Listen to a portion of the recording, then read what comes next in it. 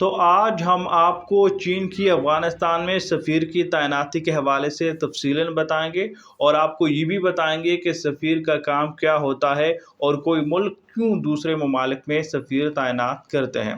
طالبان کے اقتدار سنبھالنے کے بعد چین افغانستان کے لیے سفیر تعینات کرنے والا پہلا ملک بن گیا۔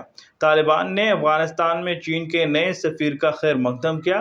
وزیر خارجہ امیر خان متقی نے کہا کہ جاؤ شینگ کی نامزدگی ایک اہم پیغام کے ساتھ ایک اہم قدم ہے۔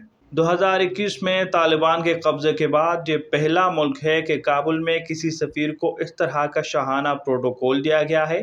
افغان حکام کا کہنا ہے کہ نئے سفیر کی آمد دیگر اقوام کے لیے آگے آنے اور طالبان کی زیر قیادت حکومت کے ساتھ تعلقات قائم کرنے کا اشارہ ہے۔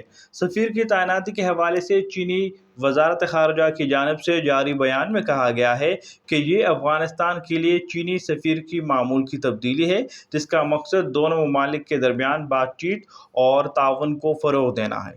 بیان میں مزید کہا گیا کہ افغانستان کے لیے چین کی پالیسی واضح اور پائیدار ہے۔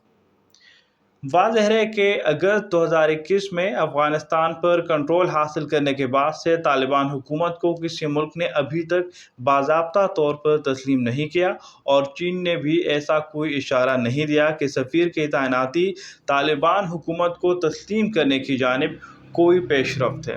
کابل میں اگرچہ مختلف ممالک کے سفراء موجود ہیں، تاہم وہ طالبان کی اقتدار سنبھالنے سے پہلے ہی افغانستان میں تعینات تھے۔ یاد رہے کہ اس سال جولائی میں افغانستان اور چین کے درمیان 25 سالہ اہم اقتصادی معاہدہ ہوا تھا۔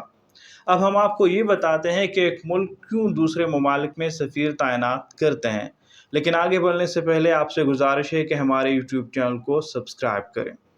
مان لیجئے آپ نے اپنے دوست سے ضروری بات کرنی ہے تو آپ کیا کریں گے؟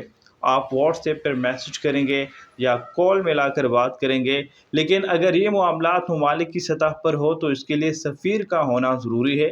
ایک ملک دوسرے ممالک میں اپنے سرکاری پیغام رساں بننے کے لیے سفیروں کا انتخاب کرتے ہیں۔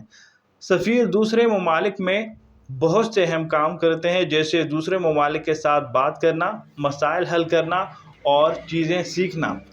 سفیر ممالک کے درمیان دوستی بنانے میں مدد کرتے ہیں، معاہدوں پر کام کرتے ہیں اور مشکل وقت میں وہاں موجود ہوتے ہیں۔ سفیر بھی خصوصی اجتماعات میں جاتے ہیں اور بڑے بین الاقوامی اجلاسوں میں اپنے ملک کی نمائندگی کرتے ہیں۔